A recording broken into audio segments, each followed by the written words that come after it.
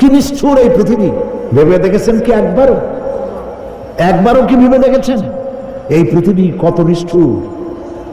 এই সন্তান সন্ততি সব একটি মোহ, একটি মায়া, একটি মহব্বত, একটি প্রতারণা। যে বইয়ের জন্য হারাম ইনকাম করেছেন, যে সন্তানদের জন্য হারাম ইনকাম করেছেন, জান দিলেন, রক্ত দিলেন, জীবন দিলেন, সারা রাত কষ্ট করেছেন, দৌড়দৌড়ি করেছেন, যখন মরে গেলেন, যে বাচ্চাটা আপনি করে না দিলে কলিজা ঠান্ডা হয় না, সেই বাচ্চা বলবে, মাকে বলবে, মা বাপের লাশ যে রুমে আছে আমার সেখানে নিও না, আমার ভয় করে। ঠিক কিনা? স্ত্রীও আরো দুই একজন লোক না হলে লাশের ঘরে থাকতে পারবে না, তারও ভয় করবে। থাকলে বড় জোর মা থাকতে পারে, বাপ থাকতে পারে। যাকে বিবাহ করার পর অনেক সন্তান আছে, মা বাপকে চোখে দেখতে পারে না, বউর কথা মতো মায়ের সাথে কথা বলা বন্ধ করে দেয়। হয়তো কুমিল্লা এরকম নাও থাকতে পারে। বউ তো নালিশ করছে, মায়ের সাথে কথা কয়, আবার বলে এই বুড়িটা মরে না কেন? নাউযুবিল্লাহ, নাউযুবিল্লাহ। বুড়িটারে মরার কথা বলতেছো তুমি। তোমার ছোট্টবেলায় যখন তোমার টাইফয়েড হয়েছিল, অসুখ করেছিল, গরিব বাবা, বাড়িতে ল্যাপ নাই, খাতা নাই, তোষক নাই, সেই জায়গায় মা তার কাপড় বিছায় দিয়া বুকের উপরে নিজের শরীরের উষ্ণতা দিয়া বাঁচায় রাখার চেষ্টা করেছে, নিজে না খেয়ে খাওয়াইছে, অসুখ সারে না। মা ওই মুমূর্ষ বাচ্চার সেরানে তার মাথার কাছে বসে তাহাজ্জুদের নামাজ পড়ে কোরআন শরীফ তেলাওয়াত করে, চোখ দিয়া পানি পড়ে আর বলতে তাকে, রব্বুল আলামিন আমার জীবনটারে দিয়া আমার কলিজার টুকরা সন্তানটারে বাঁচাইয়া দাও। যেই মা নিজের জীবন দিয়া সন্তান বাঁচাইতে চাইল, সেই সন্তান আজকে বউ পাইয়া মাকে ভুলে যায়, মায়ের সাথে খারাপ ব্যবহার করে। আল্লাহ রাব্বুল আলামিন বলেছেন, মা বাবার সঙ্গে খারাপ ব্যবহার করো না, ভালোবাসায় কথা বলো। ওয়াকুল লাহুমা কাওলান কারীমা, সম্মান সূচক কথা বলো। মা বাবার জন্য দোয়া করো আমার কাছে। কে বলতেছেন? আল্লাহ তাআলা বলছেন দোয়া করো আমার কাছে এই ভাষায়, রব্বিরহামহুমা কামা রাব্বায়ানি সাগীরা। পড়েন সবাই, রব্বিরহামহুমা কামা রাব্বায়ানি সাগীরা। আয় আমার রব, আমার মা বাপ যেমনি ছোটবেলায় আমাকে অত্যন্ত যত্ন করে লালন পালন করেছে, আল্লাহ তাআলা তুমি দয়া করে আমার মা বাপকে তোমার রহমতের করে লালন পালন করো। সুবহানাল্লাহ। প্রত্যেক নামাজের পর সকলে এই দোয়া পড়বেন, মনে থাকবে? মনে থাকবে? হযরত আলী বলেছেন, যেখানে ইলম চর্চা হয়, কোরআন আলোচনা হয়, হাদিস আলোচনা হয়, সেটা কোনো সাধারণ জায়গা না, সেটা জান্নাতের টুকরা হয়ে যায়। যেরকম সুবহানাল্লাহ। কাজে বেহেশত থেকে শয়তানের জন্য বাইর করিয়া না দেয়, সতর্ক থাকেন। শয়তান কি চায় যে আপনি সারাক্ষণ শোনেন? কি কোন চায়? চায় না। শয়তানের খপ্পরে পড়েন না, বসেন আর শোনেন। ইমানদার যখন বিপদে জর্জরিত হতে থাকে তখন সে ভেঙে পড়ে না, তখন অন্ধকারের বিপদের অন্ধকার বিদীর্ণ করে আলোর এক প্রভা তার চোখের সামনে উদ্ভাসিত হয়ে ওঠে। সেটা কি? সেটা হলো আল্লাহ রাব্বুল আলামিনের বাণী, ফাইন্না মাআল উসরি ইউসরান, ইন্না মাআল উসরি ইউসরা। আল্লাহ পাক বলেন, জেনে রাখো, দুঃখ এবং কষ্টের সাথে রয়েছে সুযোগ আর সুবিধা, আর অসচ্ছলতার সাথে রয়েছে উদার সচ্ছলতা। জোরে কোন সুবহানাল্লাহ। কাজে ভয় পাওয়ার কারণ নাই, হতাশ হওয়ার কারণ নাই, মন আশায় বুক বেঁধে রাখো। গুনাহ করেছো, হতাশ হয়ো না। যুবকদের গুনাহ করা স্বাভাবিক। ইউনিভার্সিটির ছাত্র, কলেজের ছাত্র, প্রফেসর, শিক্ষক, অফিসার ঘুষ খেয়েছেন, জিনা করা হয়েছে, মদ খাওয়া হয়েছে, মিথ্যা কথা বলা হয়েছে, যাই কিছু করেন না কেন ভয় পাওয়ার কারণ নাই, নিরাশ হওয়ার কোনো দরকার নাই। আল্লাহ পাক দেখে বলেছেন, কুল ইয়া ইবাদিয়াল্লাযীনা আসরাফু আলা আনফুসিহিম লা তাকনাতু মির রাহমাতিল্লাহ। আরে আমার আল্লাহর মতো এত ভালো আর কেউ আছে? এত দরদ আর কারো আছে? আমার আল্লাহ বলেন, ও নবী আপনি শুনায় দেন, হে আল্লাহর বান্দারা, তোমরা যারা নিজেদের উপরে বাড়াবাড়ি করেছো, নিজেদের উপরে জুলুম করেছো, অত্যাচার করেছো, আমি আল্লাহর রহমত থেকে নিরাশ হয়ে যেও না। মানুষ যদি অপরাধ করে, বাপের সাথে অপরাধ করেছে, মায়ের সাথে অপরাধ করেছে, মা বাবা সন্তানের চাইতে এত বড় কল্যাণকামী তো আর কেউ নাই, কিন্তু মা বাবা কোনোদিন বলে না আয় আমার ছেলে তোরে মাফ করে দেই, এরকম বলে নাকি? মন চায় ছেলে যদি মাপ চাইতো, খুশি হয়ে মাফ করে দিতাম, কিন্তু কেন যে আসে না, ডাকে না যে আয় মাফ করে দেই।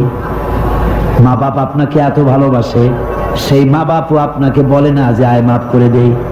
আমার আল্লাহ হচ্ছেন এমন আল্লাহ, আল্লাহ রাব্বুল আলামিন ডাকেন, এ বান্দা খুন করেছিস ফিরে আয়, জিনা করেছিস ফিরে আয়, হত্যা করেছিস ফিরে আয়, চুরি করেছিস ফিরে আয়, কুফরি করেছিস ফিরে আয়, সুদ খেয়েছিস, ঘুষ খেয়েছিস, মদ খেয়েছিস ফিরে আয়, এসে আমার দরবারে চোখের পানি ফেল, আমার দরবারে কাঁদাকাটি কর।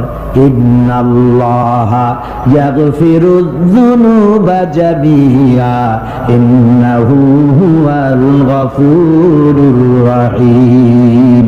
আমার দরবারে চোখের পানি ফেলে কাঁদ, আমি রব্বুল আলামিন জিন্দেগীর গুনাহ মাফ করে দেব। সুবহানাল্লাহ কোন, সুবহানাল্লাহ কোন। আমার কাছে কাঁদ, চোখের পানি ফেল। আল্লাহ রাব্বুল আলামিনের কাছে বান্দার দুইটা ফোঁটা বেশি প্রিয়। একটা হলো জিহাদের ময়দানে যে রক্ত ফোঁটা দেওয়া হয়, এটা আল্লাহর কাছে প্রিয়। আর আল্লাহর ভয়তে গুনার জন্য লজ্জা করে, অনুশোচনা করে বান্দা যখন চোখের পানি ছেড়ে দেয়, আল্লাহর কাছে এটা অত্যন্ত প্রিয়।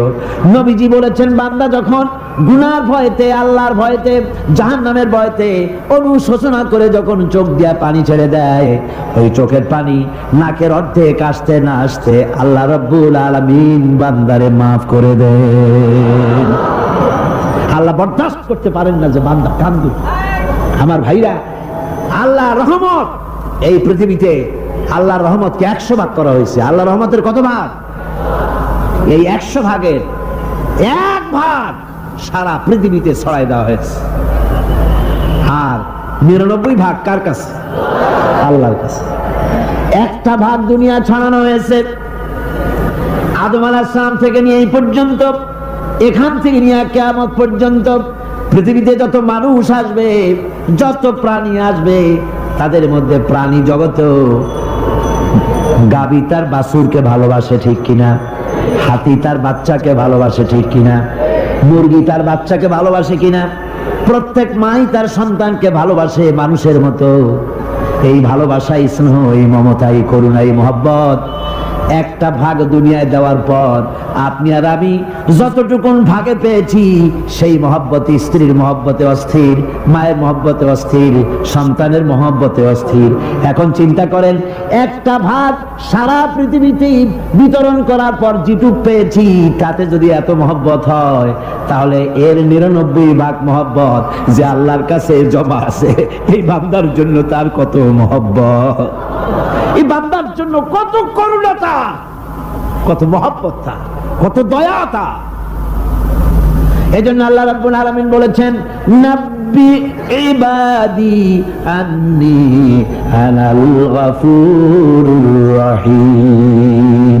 ও আমার নবী, সুসংবাদ দিয়ে দাও, বান্দাদেরকে শোনায় দাও যে আমি আল্লাহ তাআলা ক্ষমাশীল আর দয়াবান। হুজুর কাঁদতেছিলেন, হযরত ওমর রাদিয়াল্লাহু তাআলা আনহু এসে দেখেন হুজুর একা কাঁদতেছে। হুজুর জিজ্ঞেস করছেন, হযরত ওমর জিজ্ঞেস করলেন, হুজুর আপনি কাঁদেন কেন একা একা? হযরত ওমর বলেন, আমি যখন প্রশ্ন করলাম নবীজি বললেন, আমার কাছে কিছু আগে জিবরাইল এসেছিলেন। জিবরাইল এসে আমাকে বললেন, আল্লাহ পাক বলেছেন, হে আমার নবী, ইসলামের ভিতরে থেকে যে সমস্ত মানুষগুলো ইসলামের ভিতরে থেকে চুল আর দাড়ি পাকায় দিছে, কিয়ামতের দিন এই লোকগুলারে আমি শাস্তি দিতে আমার শরম হবে। হযরত ওমর বলেন, হুজুর, উম্মতের জন্য কত বড় খোশ খবর এটা, আর আপনি কাঁদতেছেন। হুজুর বলেন, ওমর, তুমি জানো না আমার কান্নার কারণ ভিন্ন। আমার কান্নার কারণ হলো যে আল্লাহ রাব্বুল আলামিন কিয়ামতের দিন দাড়ি চুল পাকা বান্দারে শাস্তি দিতে শরম করবেন। সেই দাড়ি চুল পাকা বান্দাগুলি আল্লাহর সাথে নাফরমানি করতে শরম করে না। আমি এই লজ্জায় কাঁদতেছি।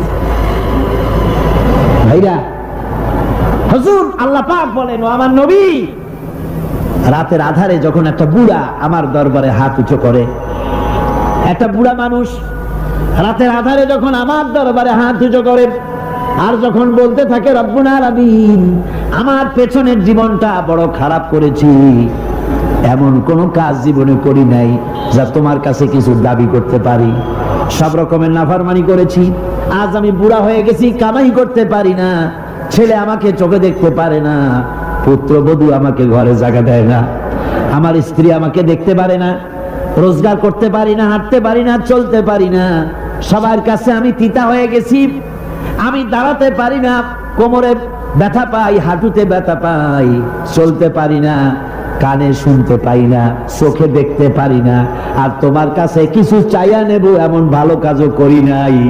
এইভাবে যখন বান্দা কাঁদতে থাকে আমার দরবারে, ও আমার হাবিব আমার রহমতের দরিয়ায় জোশ মেরে যায়, আমার শরম হয় এই বুড়াটারে কেমনে খালি হাতে ফিরাইয়া দেই। সুবহানাল্লাহ, সুবহানাল্লাহ। আমার আল্লাহর এত দয়া, আমার আল্লাহর এত মায়া, এত মহব্বত। আমার আল্লাহ রাব্বুল আলামিন বলেন, وَإِذَا سَأَلَكَ عِبَادِي عَنِّي فَإِنِّي قَرِيبٌ। আমার হাবিব, আমার বান্দা আমার ব্যাপারে প্রশ্ন করে, আমি বান্দার একদম নিকটে। কোরআন শরীফের ভিতরে যত জায়গায় রাসূলকে বলা হয়েছে সুয়ালের কথা, আপনাকে প্রশ্ন করা হয়, আল্লাহ তার জবাব কুল এই কথা বলে জবাব দিয়েছেন। যত জায়গায় সুয়াল এসেছে, যেমন কোরআনে কারীমের মধ্যে আল্লাহ পাক বলেন, ওয়ায়াসআলুনাকা আনিল মাহিদ, মেয়েদের হায়েজ সম্পর্কে জিজ্ঞাসা করা হয়, কুল হিয়া আযা, হে নবী আপনি বলুন। এভাবে করে কুল দিয়ে জবাব দেওয়া হচ্ছে। আবার প্রশ্ন করা হচ্ছে, ওয়ায়াসআলুনাকা আনিল আনফাল, এই গনিমতের মাল সম্পর্কে হুজুর আপনাকে, হে নবী আপনাকে প্রশ্ন করা হয়। আল্লাহ কুল দিয়া জবাব দিলেন। আল্লাহ বলেন আপনি বলেন। ওয়ায়াসআলুনাকা আনিল খামরি ওয়াল মাইসির, আল্লাহ পাক বলেন নবী আপনারে প্রশ্ন করা হয়, কুল ফীহিমা ইসমুন কাবীর, আল্লাহ কুল দিয়া বললেন তুমি বলো। আবার বলা হলো, ওয়ায়াসআলুনাকা আনিল আহিল্লা কুল হিয়া মাওয়াকিতু লিন্নাস, নবী আপনাকে প্রশ্ন করা হয় চাঁদের ক্রমবর্ধমান এবং ক্রমহ্রাস, এই যে বাড়ে আর কমে, পূর্ণিমা হয় অমাবস্যা হয়, কেন হয় আপনি বলুন। কুল, আপনি বলেন এটা আমি অক্ত এবং সময়, বছর আর দিন গণনা করার জন্য পৃথিবীবাসীদের জন্য বিনা পয়সায় একটা ক্যালেন্ডার বানাইয়া আকাশে ঝুলাই রেখেছি। এভাবে যত জায়গায় এসেছে আপনাকে প্রশ্ন করা হয়, তত জায়গায় আল্লাহ জবাব দিয়েছেন কুল, আপনি বলেন। গোটা কোরআন শরীফের ভিতরে এই একটি মাত্র জায়গা যেখানে বলা হয়েছে আপনাকে প্রশ্ন করা হয়, আল্লাহ এখানে বলতে পারতেন কুল আপনি বলেন, আল্লাহ তোমাদের নিকটবর্তী, এভাবে জবাব হয় নাই। এটা কায়দাটা হলো এই, আল্লাহ বলতেছেন ওয়াইজা সালাকা ইবাদি, ও আমার নবী প্রশ্ন তো আমার বান্দারা আমার ব্যাপারে করেছে, এবার আপনার জবাবের কোনো দরকার নাই। প্রশ্ন আমার ব্যাপারে, আমি নিজে জবাব দিয়ে দেই, ফাইন্নী কারীব।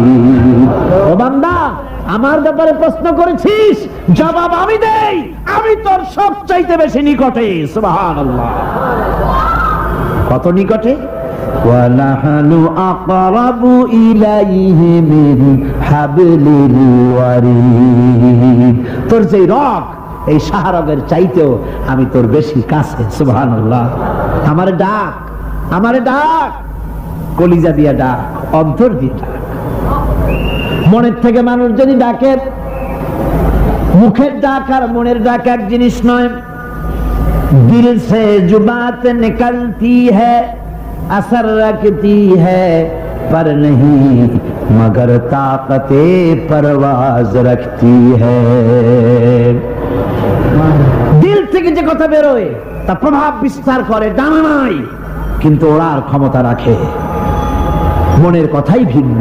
মন থেকে, দিল থেকে, কলিজা থেকে, অন্তরের গভীর কন্দর থেকে মুহাব্বতের সাথে কেউ যদি একবার বলে আল্লাহ, বলেন আল্লাহ, আল্লাহ, আল্লাহ। আল্লাহ রাব্বুল আলামিন বলেন, অন্তরের অন্তঃস্থল থেকে একটি বার যদি বান্দা বলেন আল্লাহ, আল্লাহ বলেন 70 বার সাড়া দিয়া জিজ্ঞেস করি, বান্দা কি চাও, আমি তোমার কাছে আছি। সুবহানাল্লাহ। আমি তোর একদম কাছে, কি চাস বল, বল আমার কাছে। এমন দয়াবান, এমন মেহেরবান, এমন আল্লাহ আমাদের।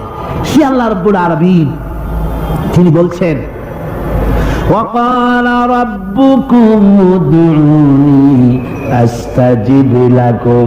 তোমাদের রব বলেছেন আমারে ডাকো, আমি আল্লাহ ডাকের সাড়া দিয়া দেব। সুবহানাল্লাহ। কারে ডাকতে হবে? কারে ডাকতে হবে? এই বিশাল জনসমুদ্র একযোগে চিল্লা এখন কারে ডাকতে হবে? কোন পীর সাহেবকে নয়, আল্লাহর কসম কোন খাজা বাবাকে নয়, ডাকতে হবে কারে? চিল্লা এখন কারে? ওয়াকালা রাব্বুকুম উদউনি। তোমার রব তোমাকে বলতেছে আমারে ডাকো, আস্তাজিব লাকুম, আমারে ডাকবে আমি সাড়া দিয়ে দেব। সুবহানাল্লাহ। আল্লাহকে ডাকেন। কি চাই আপনার বলেন, কি চাই? আল্লাহর কাছে চান, আল্লাহ দিয়ে দিবেন। দেওয়ার জায়গা আল্লাহর কাছে চাইবেন, আল্লাহ দিবেন। দেওয়ার জায়গা, চাওয়ার জায়গা হলো সেজদায় পড়ে যাবেন। আমার ভাইয়েরা, জায়গাটা চিনায় দিলাম। মাজারে যাওয়া লাগবে না, কবরে যাওয়া লাগবে না। 2 রাকাত নামাজ পড়ে সেজদায় পড়ে গিয়া যত বিপদ আছে, মুসিবত আছে, সেজদার মধ্যে চোখের পানি ছেড়ে দেন আর কেন্দে কেন্দে জীবনের কথা বলেন। আল্লাহ রাব্বুল আলামিন আপনার আওয়াজ শুনবেন আর দোয়া কবুল করে নেবেন। কাঁদতে হবে আল্লাহর কাছে। কার কাছে? আল্লাহর কাছে। সুম্মা ইস্তাগফিরুল্লাহ। আর এরপরে সে যদি আমি আল্লাহর কাছে ক্ষমা চাই, ইয়াজিদিল্লাহ গাফুরার রহিমা, সে আমি আল্লাহকে গফুর এবং রহিম হিসাবে পাবে। সুবহানাল্লাহ। আল্লাহকে গফুর এবং রহিম হিসাবে পাওয়া যাবে। সব আল্লাহকে বলতে হবে, গুনাহ মাফ চাইতে হবে। এই জন্য হুজুর সাল্লাল্লাহু আলাইহি ওয়াসাল্লাম দৈনিক 100 বার তওবা পড়তেন। কোন হাদিসে আছে 70 বার, কোন হাদিসে আছে 100 বার তওবা পড়তেন। নামাজের পরে তো প্রত্যেক নামাজই পড়তেন হুজুর। সালাম ফিরাতেন আর সাথে সাথে বলতেন আল্লাহু আকবার, আস্তাগফিরুল্লাহ, আস্তাগফিরুল্লাহ, আস্তাগফিরুল্লাহ। মনে থাকবে আপনাদের? মনে থাকবে? সালাম ফিরাইয়া কি বলবেন? না, সালাম ফিরাবার সাথে সাথে বলবেন আল্লাহু আকবার, তারপরে পড়বেন আস্তাগফিরুল্লাহ, আস্তাগফিরুল্লাহ, আস্তাগফিরুল্লাহ। তওবা করবেন। আল্লাহর কাছে সবসময় গুনাহ মাফ চাইতে থাকবেন, বিনীত থাকবেন। আল্লাহকে পাওয়া যাবে, তাকে রহিম হিসেবে পাওয়া যাবে। সুতরাং ঈমান বিল্লাহ, আল্লাহর প্রতি ঈমান আনলে পরে 4র্থ নম্বরের যে উপকারটা হবে সেটা হলো হতাশায় ভুগবে না, নিরাশায় ভুগবে না, আশায় বুক বেঁধে উঠবে। ঈমান মজবুত হবে, আল্লাহর কাছে মানুষ বিনয়ী হয়ে যাবে। এবার 5ম নম্বরের উপকার আমি বলছিলাম, ঈমান বিল্লাহ, আল্লাহর প্রতি ঈমান আনলে পরে অসংখ্য উপকার হয়। অসংখ্য বৈশিষ্ট্যের আছে।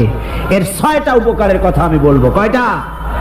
অসংখ্য উপকারের ভিতরে প্রধান 6টি উপকারের কথা বলবো।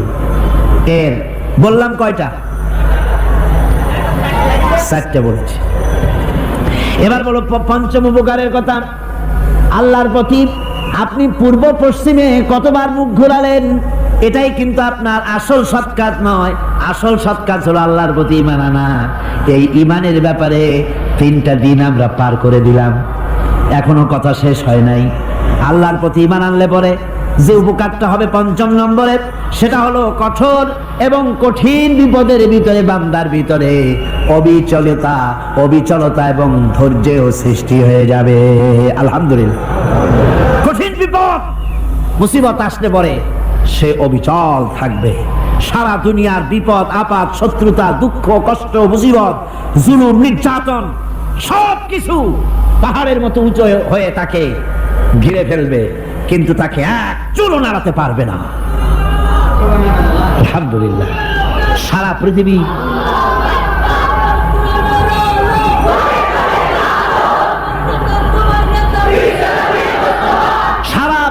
একদিকে আর সে একা একদিকে থাকবে। বিরোধিতা তো হবেই, বিপদ তো আসবেই।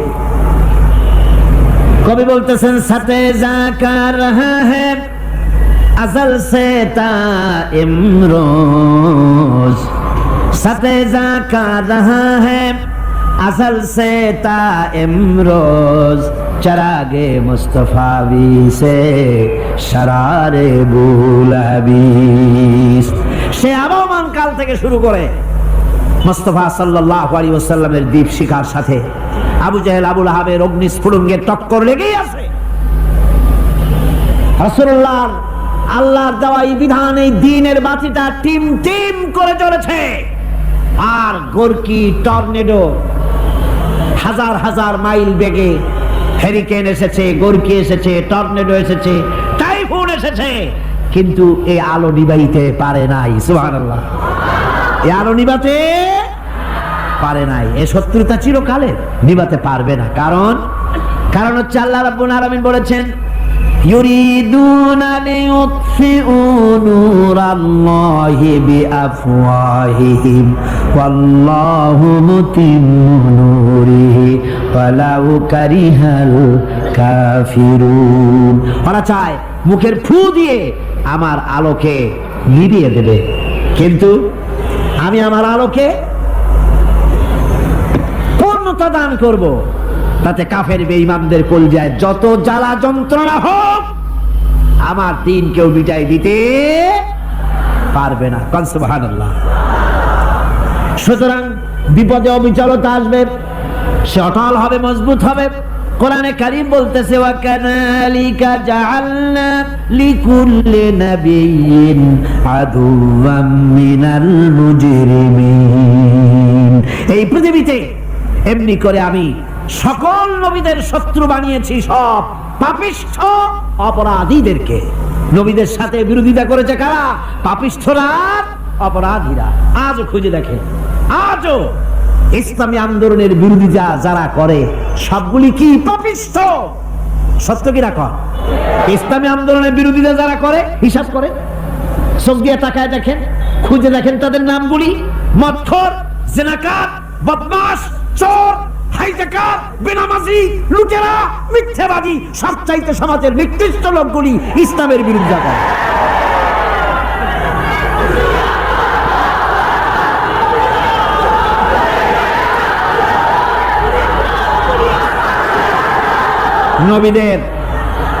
নবীদের শত্রু আল্লাহ বলেন সব যুগে নবীদের সাথে শত্রুতা করেছে পাপিষ্ঠরা।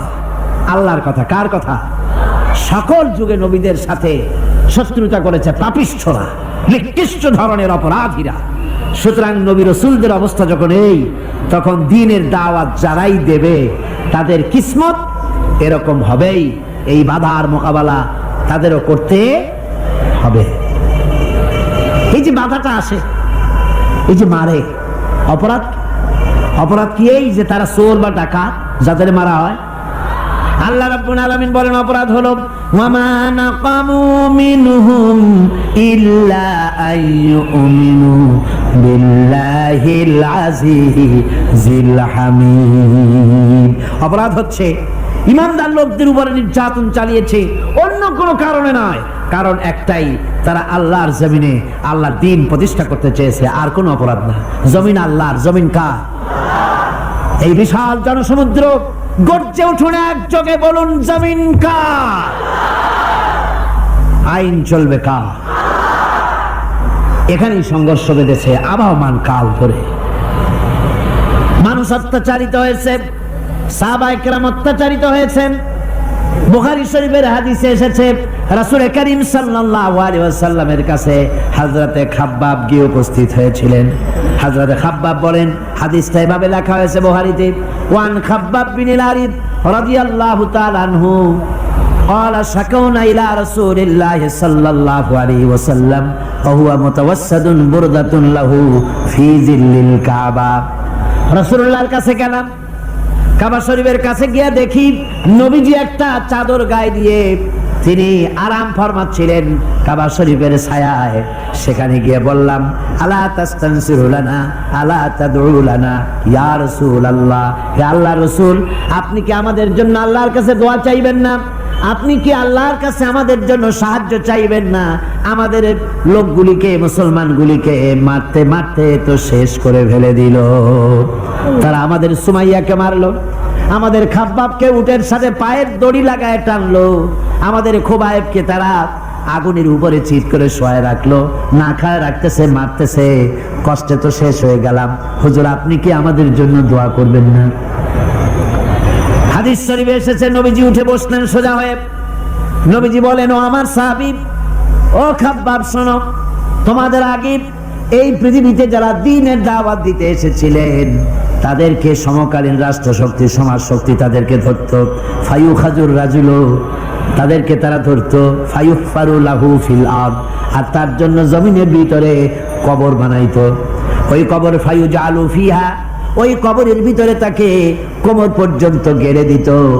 সুম্মা ইউতা বিল মানশার, এরপরে করাত আনতো। ফায়ুদাউ আলা রাসিহি, এরপরে ওই করাত তার মাথার উপরে রাখতো। ফায়ুজালু নিসফাইন, এরপরে করাত দিয়া চিরে জীবিত মানুষটারে দ্বিখণ্ডিত করে ফেলে দিত। মা ইয়াসুদ্দুহু যালিকা আন দীনিহি, ও আমার খাব্বাব, এত কষ্ট দেওয়ার পরেও সেই যুগের কোন মুসলমানকে, দ্বীনের দায়ীদেরকে আল্লাহর দ্বীন থেকে এক চুলো তারা সরাই দিতে পারে নাই, এক চুলো সরাতে পারে নাই। ওয়াল্লাহি, ও খাব্বাব, আমি আমার আল্লাহর নামে কসম করে বলছি, লা ইউতাম্মান্নাল্লাহু হাযাল আমরা হাত্তা ইয়াসিরা আর-রাকিবু মিন সানা ইলা হাযরামাউত। আমি কসম করে বলি, আল্লাহ রাব্বুল আলামিনের এই সানা থেকে হাজারামাত পর্যন্ত লোকেরা যাতায়াত করবে, সুন্দরী রমণীরা গমন করবে, সদাগরেরা যাতায়াত করবে, টাকা নিয়ে পয়সা নিয়ে যাতায়াত করবে। তাদের মনের মধ্যে লুটের ভয়, টাকার ভয়, চুরির ভয়, ডাকাতির ভয়, জেনার ভয়, হত্যার ভয়, ধর্ষণের ভয়, কোনো ভয় থাকবে না। লা ইয়াখাফু ইল্লাল্লাহ, আল্লাহ ছাড়া কোনো ভয় থাকবে না।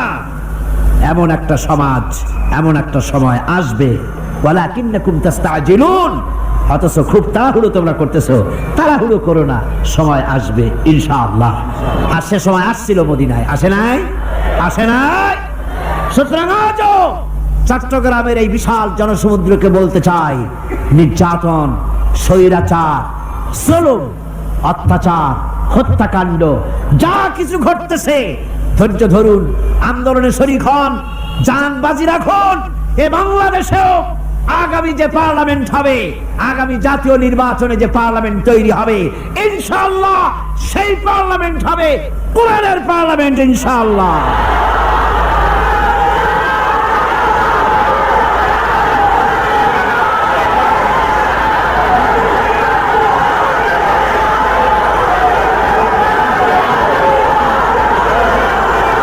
আমার ভাইয়েরা, আমার বন্ধুগণ, কঠিন বিপদে অবিচলতা এবং ধৈর্যের দৃষ্টান্ত রেখে গেছেন আম্বিয়া আলাইহিমুস সালাম। সুবহানাল্লাহ। কঠিন বিপদে অবিচলতা, দৃঢ়তা, ধৈর্য কারে বলে, তার দৃষ্টান্ত কারা রেখেছেন? আম্বিয়া আলাইহিমুস সালাম। ওনারাই আমাদের আদর্শ, নবীরাই আদর্শ। সাহাবায়ে কেরাম রিদওয়ানুল্লাহ তাআলা আলাইহিম আজমাইন আমাদের আদর্শ। ভাইরা আমার, মুসা আলাইহিস সালামকে ফেরাউন যখন ঘিরে ফেলে দিল, কোরআনের সব কথা গল্প গুজবার ইতিহাসের জন্য লেখা হয় নাই। কোরআনের মধ্যে যা লেখা হয়েছে সব বান্দাদের উপদেশের জন্য, যাতে করে লোকেরা চিরটা কাল এর থেকে উপদেশ নিয়ে নিজেদের তৈরি করতে পারে। জোরে বলেন সুবহানাল্লাহ। মুসা আলাইহিস সালামের কথা আল্লাহ বলেন, ফেরাউন তাকে ঘিরে ফেলে দিল, পালাবার রাস্তা নাই। ফালাম্মা تراءى الجمعان قال أصحاب موسى إنا لمدركون। মুসা আলাইহিস সালামের উম্মতরা বললেন, হে মুসা, পাকড়াও হয়ে গেছি, পালাবার রাস্তা নাই। তিন দিক থেকে আমাদেরকে ঘেরাও করেছে ফেরাউনের শক্তি। সামনে কি? দরিয়া, আর তিন দিকে কি? ঘেরাও আন্দোলন। হযরতে মুসা আলাইহিস সালামের কাছে উম্মতরা বললেন, পালাবার তো কোনো পথ নাই, এখন উপায়টা কি? আমাদের তো আর উপায় নাই। মুসা আলাইহিস সালাম দেখেন বিপদে পড়ে গেছেন, কিন্তু ধৈর্য হারান নাই, ভয় পান নাই। ভয় পাইছিলেন? ভয় পেয়েছেন? প্রশ্নই ওঠে না। মুসা আলাইহিস সালাম আল্লাহ পাক যাদেরকে বলেছেন উলুল আযম, রাসূল যাদের বলেছেন, তার মধ্যে হযরত মুসা একজন উলুল আযম পয়গম্বর। সাত্রিকানি কথা না, আল্লাহ কথা বলছেন তার সাথে, কালিমুল্লাহ তিনি। সুবহানাল্লাহ।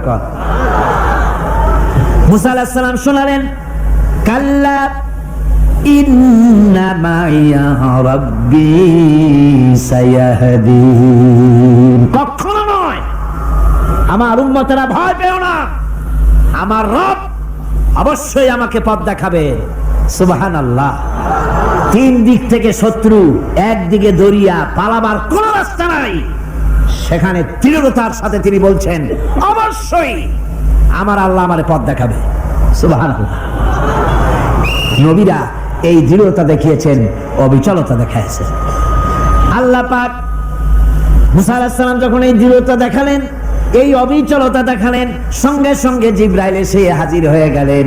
আল্লাহ পাক বলেন, ফাআওহাইনা ইলা মূসা আন আদরিব বিআসাকাল বাহরা ফানফালাকা ফাকানা কুল্লু ফিরকিন কাত্তাউদিল আযীম।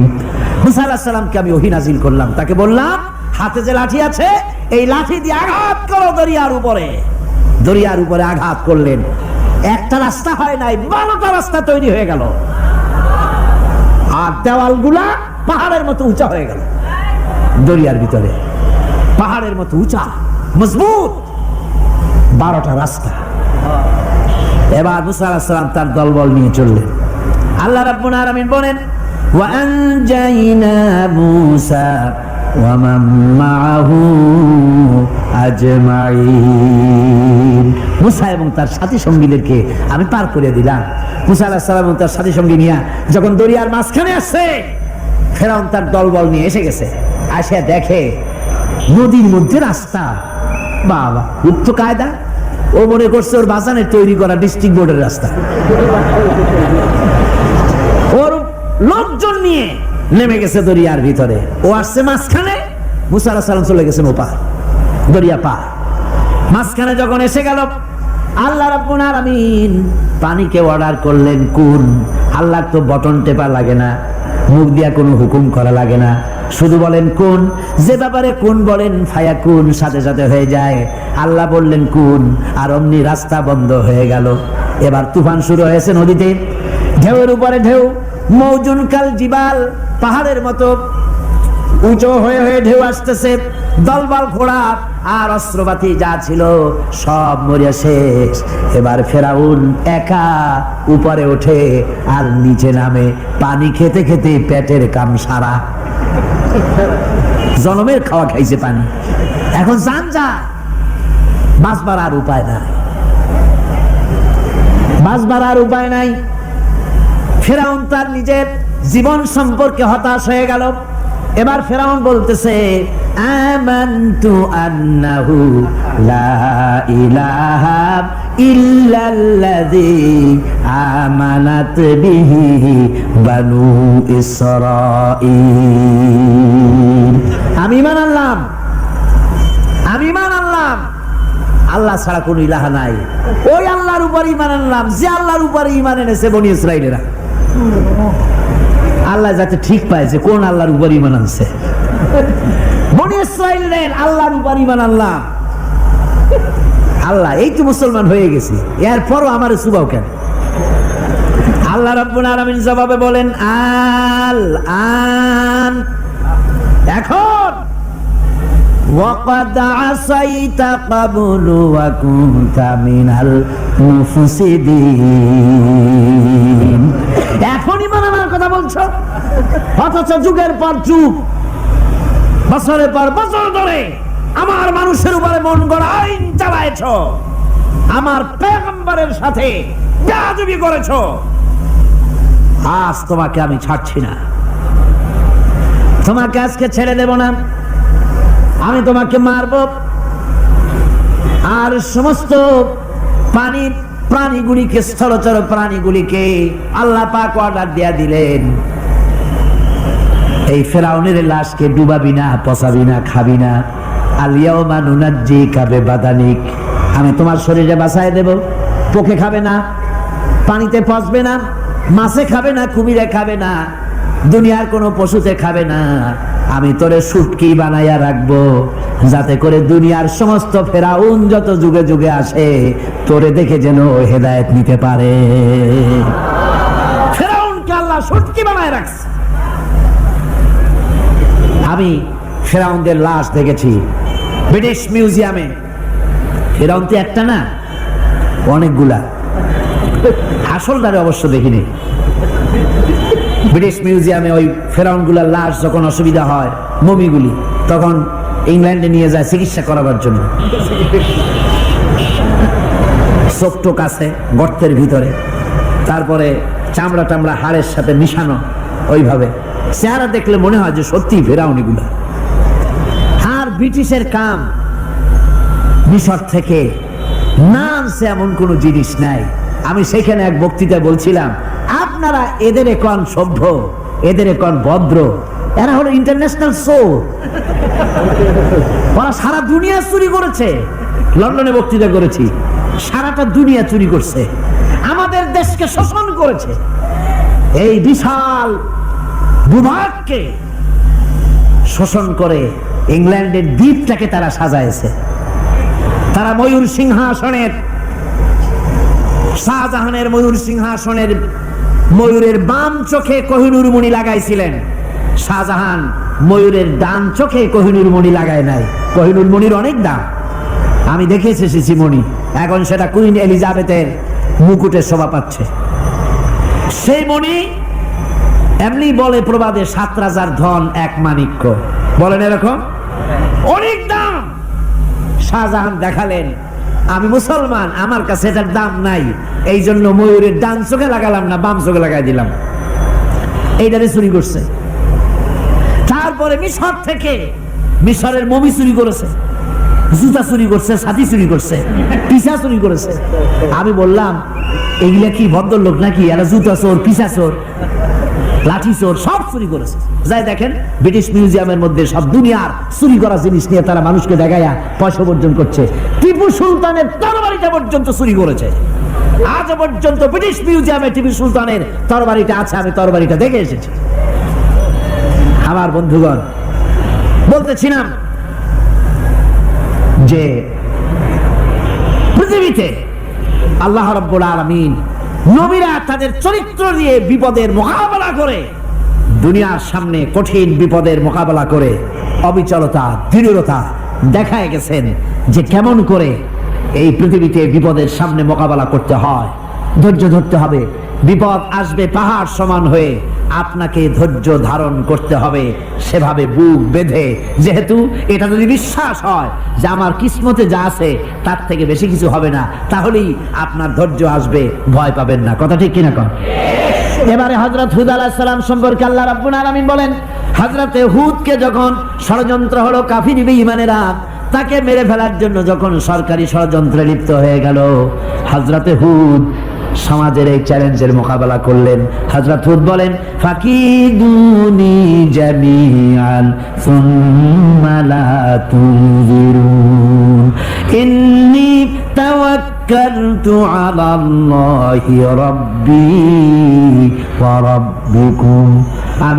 তোমরা তোমাদের ষড়যন্ত্র আমার বিরুদ্ধে যত পারো আমার বিরুদ্ধে ষড়যন্ত্র চালাও, এতটুকুন আমার অবকাশ দিও না। আমি এমন আল্লাহর উপরে ভরসা করেছি যার হাতের ভিতরে তোমাদেরও জান আর আমারও জান। যা পারো তাই করো। সরকার সমস্ত শক্তি একত্রিত হয়ে আমার মোকাবেলা করো। একদিকে হুদ আলাইহিস সালাম, আর একদিকে গোটা জাতি। হযরত হুদ ভয় পায় নাই। সুবহানাল্লাহ। কোন ঈমান বিল্লাহ মানুষের কলিজাকে এভাবে শক্ত করে দেয়। কোন আলহামদুলিল্লাহ। ওইখানে দেখলাম দুইটা ধর্মীয় প্রতিষ্ঠান, একটা হলো মসজিদ আর একটা হলো গির্জা, একদম গায়ে গায়ে লাগানো। দুনিয়ার ইহুদি খ্রিস্টান আর মুসলমানেরা এক জায়গায় নামাজ পড়তেছে আর যার যার মতো ইবাদত করতেছে, কোনো ঝগড়া নাই। ইহুদিরাও যাচ্ছে আর খ্রিস্টানেরও যাচ্ছে, মুসলমানেরও যাচ্ছে। আমি সেখানে একটা বক্তব্য রাখলাম, বললাম দুনিয়ার ঐক্য, কোন রাজনৈতিক ঐক্যে পৃথিবীর মানুষকে ঐক্য বানাতে পারবে না। ইসলাম দিয়ে ঐক্য করা যাবে, এটাই হলো তার প্রমাণ। পৃথিবীর শ্রেষ্ঠ জাতি এই তিনটি, মুসলমান, খ্রিস্টান, ইহুদি। এই সেরা পৃথিবীতে রাজত্বকারী ক্ষমতা বিস্তারকারী শক্তি মিলিত হয়েছে ওয়াদে মুকাদ্দাসে। এই তিন শক্তি একত্রে হয়ে আল্লাহর ইবাদত করতেছে, মারামারি নাই, কাটাকাটি নাই। সুতরাং ধর্মভিত্তিক ঐক্যই পৃথিবীকে শান্তির নিবাস বানাতে পারে। সেখান থেকে সে সফর কাহিনী অনেক লম্বা, আমি বই একটা লিখতেছি, আপনারা দোয়া করেন যেন সেটা বের করতে পারি। তারপরে চলে গেলাম মিউজিয়ামে, পিরামিড দেখলাম, নীল নদ দেখলাম, আল্লাহ দেখাইলেন। আমি যখন মিউজিয়ামে ঢুকেছি তখন আমাদের 70 পাউন্ড, মিশরীয় পাউন্ড, 70 পাউন্ড, 40 পাউন্ড টিকিট পারিচ। যখন ভিতরে ঢুকলাম তখন শয়তানকে দেখার জন্য আরো অতিরিক্ত 80 পাউন্ড দেওয়া লাগবে। তা আমি চিন্তা করলাম যে পয়সা খরচ করা অপচয় হবে না, কারণ আল্লাহ তাআলা বলেছেন, কুল সিরু ফিল আরদ ফানজুরু কাইফা কানা আকিবাতুল মুকাদ্দিবিন। আল্লাহ তাআলা বলেছেন, আমার জমিন ভ্রমণ করো আর মহাসত্যের অস্বীকারীদের কি পরিণতি করেছি তা দেখো আর তার দ্বারা শিক্ষা গ্রহণ করো। কাজে আল্লাহ দেখতে কইছে, শয়তান দেখা দরকার। ভিতরে ঢুকে দেখলাম গ্লাসের বক্স, সেখানে মিস্টার ফেরাউন চিতই শুয়ে আছে। হায় আল্লাহ, আল্লাহ শুটকি বানাই থুইছে, কাপড় দিয়ে জড়ানো, পাও দুটো বাইর করা, হাত দুটো বাইর করা, ঘাটটা এত বড় লম্বা, এরকম চিকুন, কল্লাটা আছে, একটা দাঁত আছে মুখে, হাতে পায়ে কিছু নখও আছে, মাথায় কিছু চুলও আছে। হাজার হাজার বছর আগের লাশ। মুসা আলাইহিস সালামকে যখন তালায় নিয়ে গেল লোহিত সাগরে, লোহিত সাগরের কিনারায় মুসা আলাইহিস সালাম বসেছিলেন তার উম্মতদের নিয়ে। ফেরাউন 3 দিক থেকে আক্রমণ করলো। এই কোরআন বর্ণনা, এটা কি কোরআন?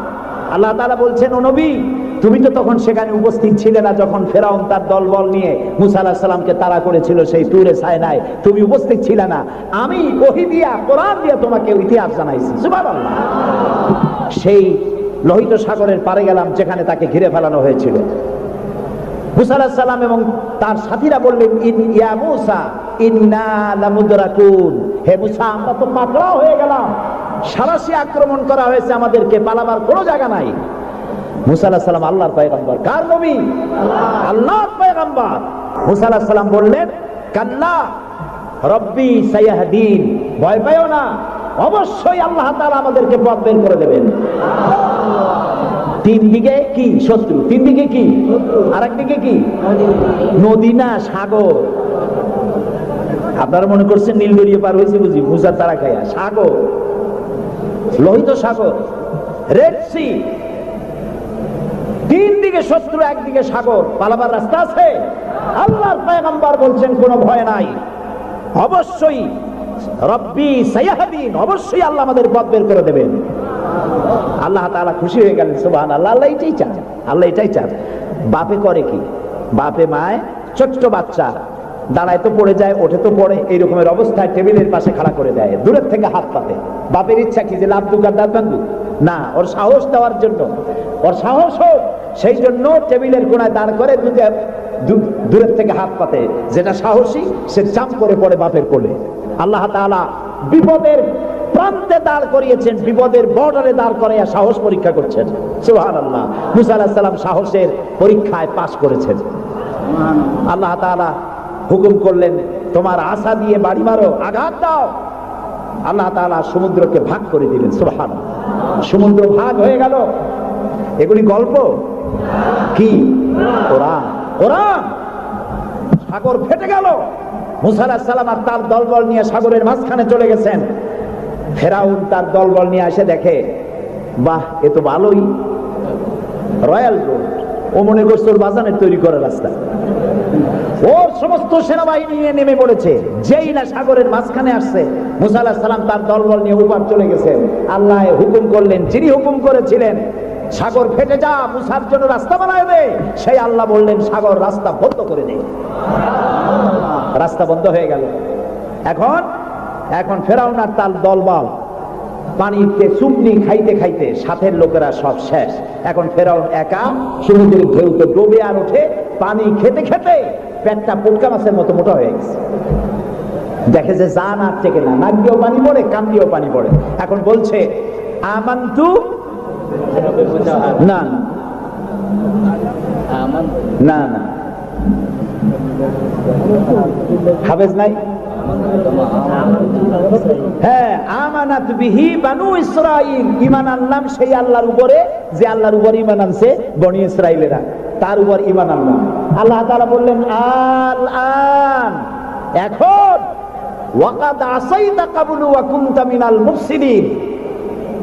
ও বলল আনা মিনাল মুসলিমিন। আল্লাহ, আমি তো কলেমা পড়লাম আর তো মুসলমান হইলাম, এখনো সুবাও কেন? আল্লাহ কয় এখন ওয়াকাদ আসাইতা কাবলু, এর আগে তুমি আমার সাথে বিরোধিতা করেছো, বিদ্রোহ করেছো, আমার মানুষের উপর অত্যাচার করেছো। ওয়া কুনতা মিনাল মুফসিদিন, আর তুমি হচ্ছ সন্ত্রাসীর একজন বড় সন্ত্রাসী, বিপর্যয় সৃষ্টিকারী। শোনো ফেরাউন, আজকে আমি তোমারে শুধু মারবই না, আমি তোমাকে মৃত্যু দেব। আর তোমার আলিয়াউমা নুনাজ্জিকা বিবাদানিক, আমি তোমার শরীরকে হেফাজত করব। তোমার শরীর পানিতে পচবে না, পোকা মাকড়ে, জলচর প্রাণী, স্থলচর প্রাণী কেউ খাবে না, মাটিতেও তুই পচবি না, তোরে শুটকি বানায় রাখবো কিয়ামত পর্যন্ত। সেই আল্লাহ আছে না নাই? আছে না নাই? ওই আল্লাহ তাআলা মুশেরে শুটকি বানাইতে পারবে না? সুবহানাল্লাহ বলো। আল্লাহর সাথে যারা নাফরমানি করবে, আর এই নাফরমানদেরকে যারা কলম দিয়া লিখে, বক্তৃতা করে, রাজনীতি দিয়া যারা আল্লাহর নাফরমানদেরকে সাহায্য করবে, নমরুদের মতো, ফেরাউনের মতো আল্লাহ চুমাইয়া দুনিয়া থেকে জুতা মেরে বিদায় করে দেবেন। আল্লাহ রাব্বুল আলামিন বলেন ওয়ালাকাদ ইয়াসসারনাল কুরআনা লিযিকরি ফাহাল মিন মুদ্দাকির। আল্লাহ তাআলা বলেন কোরআনকে মুখস্থ করার জন্য আমি বান্দার কাছে, মানুষের কাছে বোঝার জন্য আর মুখস্থ করার জন্য আমি আল্লাহ সহজ করে দিয়েছি। আল্লাহ যদি সহজ না করতেন, এই কোরআন আমরা মুখস্থ করতে পারতাম না। নবী করিম সাল্লাল্লাহু আলাইহি ওয়াসাল্লাম এই কোরআন দিয়ে মদিনায় ইসলামী রাষ্ট্র কায়েম করলেন। সুবহানাল্লাহ বলেন। আমি কোরআন শরীফ তাবিজ লেখার জন্য আসে নাই। যারা তাবিজ লেখেন, আমি বিনয়ের সাথে তাদেরকে এই কথাটা বলবো, আপনারা কোরআন দিয়া তাবিজ লিখা ইসলামের কোনো উপকার করেন নাই, ক্ষতি করছেন। আমি একটু ব্যাখ্যা দিয়ে বলি, তাহলে বুঝতে সুবিধা হবে। তাবিজ দিয়া লেখা কি ক্ষতিটা করলেন? ক্ষতি করছেন এই, সাধারণ মুসলমানেরা আপনাদের কাছে, হুজুরদের কাছে মামলা মোকদ্দমার বিষয় জানার জন্য আসে না, সংঘর্ষ বেঁধেছে, মীমাংসা হবে কেমন, এজন্য আসে না।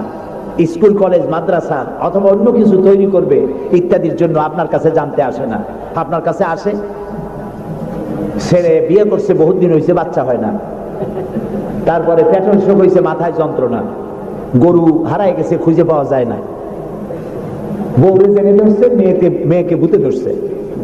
এই সব কালো জিরে পড়া, তেল পড়া, পানি পড়া, আর কালো সুতোয় গিরে দেওয়া, এই সব কাজেই আপনার কাছে আসতেছে। কেন? আপনি বুঝাইছেন যে এখানে আসলে তাবিজ দেওয়া যায়, ঝাড়ফুঁক করা যায়, দোয়া দরুদ করা যায়, সেই জন্য বড় কাজ থইয়া এই কাজে আপনার কাছে আসতেছেন। অথচ বিশ্বাস করুন, রাসূলুল্লাহ কোরআন দিয়া তাবিজ লেখেন নাই, সাহাবায়ে কেরামও করেন নাই। একজন সাহাবীও তাবিজ লিখেছেন এর দলিল যদি কারো জানা থাকে মেহেরবানি করে আমাকে জানাবেন, আমি আপনার কাছে শিখবো। ঝাড়ফুঁক করেছেন রাসূলুল্লাহ নিজেও, ঝাড়ফুঁক করেছেন সাহাবায়ে কেরাম, কিন্তু তাবিজ লেখেন নাই। তাবিজ দেখে মানুষকে বোঝানো হয়েছে এটা তাবিজের কিতাব, কিন্তু তা নয়, এটা সংবিধান। সুবহানাল্লাহ বলেন। এটা কনস্টিটিউশন, এর মধ্যে অর্থনীতি, সমাজনীতি, রাজনীতি, ইতিহাস, ভূগোল কি নাই, কোরআনের মধ্যে সব আছে। সুবহানাল্লাহ। মুহাম্মদুর রাসূলুল্লাহ, সবাই বলেন সাল্লাল্লাহু আলাইহি ওয়াসাল্লাম, তিনি মক্কি জিন্দেগিতে লোক তৈরি করলেন। আবু বকর, ওমর, ওসমান, আলী রিদওয়ানুল্লাহ তাআলা আলাইহিম আজমাইন, এই জাতীয় লোক তৈরি হয়ে গেল। কেন তৈরি হলো দেখেন আল্লাহ কি বলেন।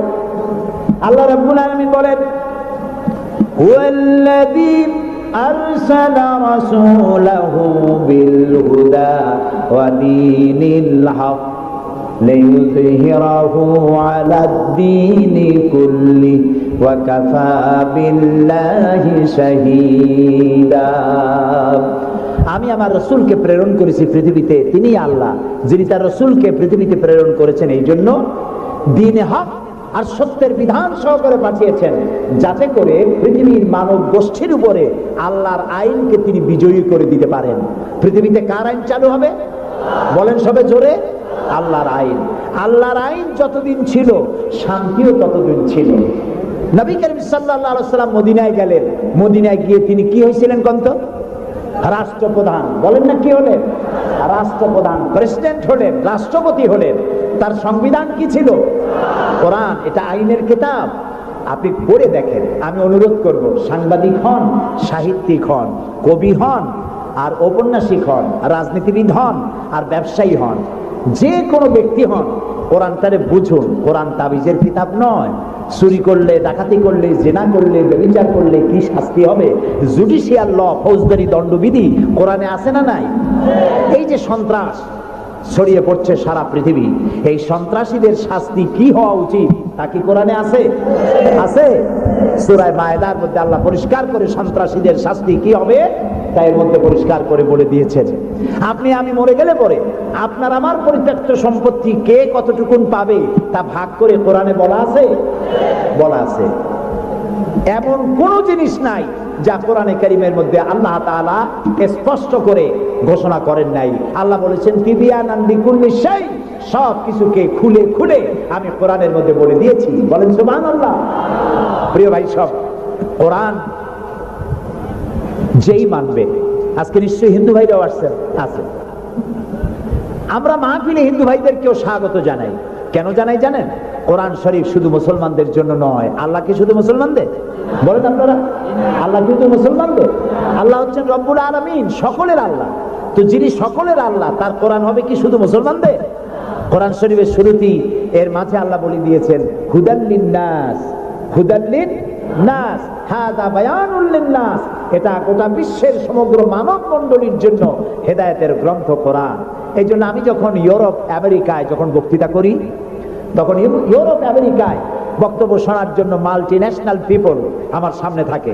খ্রিস্টান থাকে, ইহুদি থাকে, মুসলমান থাকে, হিন্দু থাকে। আমি আমার আলোচনায় বলি, আপনাদের মুসলমান হওয়ার দরকার নাই, কারণ আমার যে মুসলমান আছে তাই আমি সামলাইতে পারতেছি না। মুসলমান হওয়ার দরকার নেই, শুধুমাত্র কোরআনের বিধান মানেন, কোরআনের আইনটা যদি মানেন আপনারা শান্তি পাবেন। মুসলমান হওয়ার দরকার নাই, কোরআনের আইন মানেন, শান্তি পাবেন। কয় কিরকম? আমি বলি দেখেন, সুদ, সুদ হালাল না হারাম? এই সুদ দিয়ে মানুষ শোষিত হয় না উপকৃত হয়? শোষিত হয়। কারা শোষিত হয়? গরিবরা। কারা শোষিত হয়? গরিবেরা। দেখেন আল্লাহ যা বানায় শয়তান তার উল্টে একটা বানায়। আল্লাহ বানিয়েছেন জাকাত ভিত্তিক অর্থ ব্যবস্থা। জাকাত হলো ধনীদের কাছ থেকে নাও, গরিবদের দাও। আর সুদ হলো এর উল্টা, গরিবদের কাছ থেকে নাও, ধনীদের দাও। এটা হলো শয়তানের বানানো। এখন ব্যাংকের থেকে সুদ নেয় গরিবেরা, নিয়ে সার কিনলো, বীজ কিনলো, হালের বলদ কিনলো, জমিন চাষ করলো, ফসল বুনলো, কিন্তু অনাবৃষ্টি অতিবৃষ্টির কারণে ফসল হলো না। ব্যাংকের সুদ মাফ হবে? হবে না। সুদ চাপ সৃষ্টি করা হবে দেওয়ার জন্য, যদি না দেয় তাহলে বাকি হালের বলদ বেচা লাগবে, বইয়ের সোনার শেষ চুরি গাছা ভিটে বাড়ি বিক্রি করে ব্যাংকের সুদ পরিশোধ করতে হবে। ব্যাংকে টাকা রাখছিল কারা? বোঝেন না কেন? কারা রাখছিল? তাদের টাকা আরো বাড়লো, আর গরিবের টাকা যা ছিল তাও শেষ হয়ে গেল। এখন দেখেন আল্লাহ কি বলেন।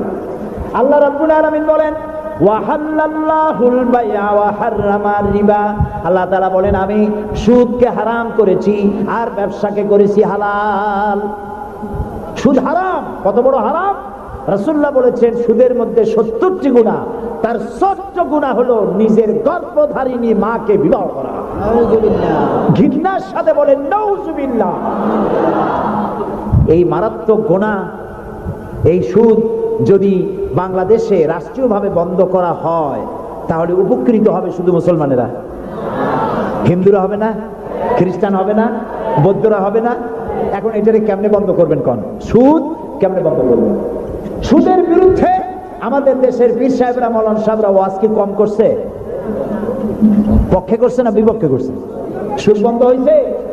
আমি বলি কিয়ামত পর্যন্ত যদি এই দেশে পীর সাহেবরা আর মাওলানা সাহেবরা ওয়াজ করতে থাকে সুদের বিরুদ্ধে, সুদ বন্ধ হবে না, হবে না, হবে না।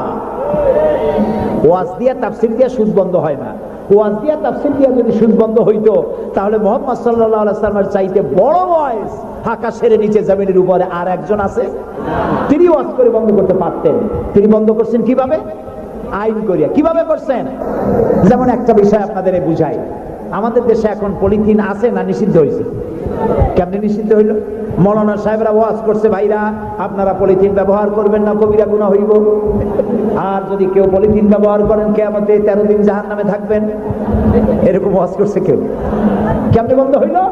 পরিবেশ মন্ত্রী বিল উত্থাপন করলেন পার্লামেন্টে, বললেন পলিথিন জমিনের উর্বরা শক্তির জন্য মারাত্মক ক্ষতিকর, পলিথিন পচে না, জমির উর্বরা শক্তি নষ্ট করে দেয়। একদিন বাংলাদেশে জমিনের উর্বরা শক্তি হারিয়ে গোটা মানুষ দুর্ভিক্ষের কবলিত হবে, না খেয়ে মারা যাবে। সুতরাং এই ধরনের বিষাক্ত জিনিস এটাকে নিষিদ্ধ ঘোষণা করা হোক।